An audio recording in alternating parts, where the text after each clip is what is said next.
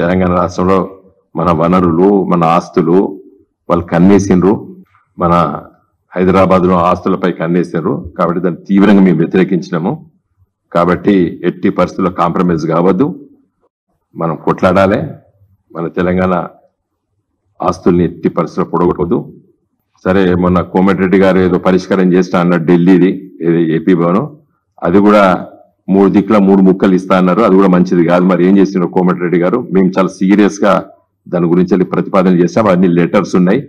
CM KCR గారు ఉన్నప్పుడు వారు చాలా లెటర్లు రాసిండ్రు. వాటన్నిటితో ఒకసారి చదువుకోండి, చూడండి ఎంత పకడ్బందీగా, ఎంత గట్టిగా మరి అన్ని విషయాలు కూడా చెప్పినామో చాలా స్పష్టంగా ఉంటది.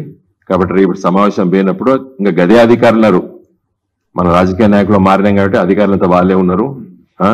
కాబట్టి వాళ్ళందరితో మాట్లాడి కొంచెం స్పష్టంగా తెలంగాణ కాంప్రమైజ్ కావద్దని చెప్పి నేను రేవంత్ రెడ్డి గారిని కోరుతున్నాను.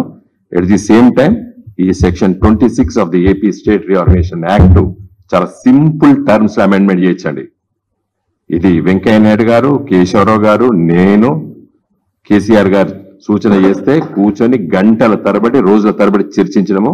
It's very simple amendment. Jammu కాశ్మీర్లో చేసుకున్నారు వాళ్ళు, బీజేపీలో కావాలని అక్కడ చేసుకొని వాళ్ళు సీట్లు పెంచుకున్నారు. సుప్రీంకోర్టులో కేసు కూడా నడిచింది.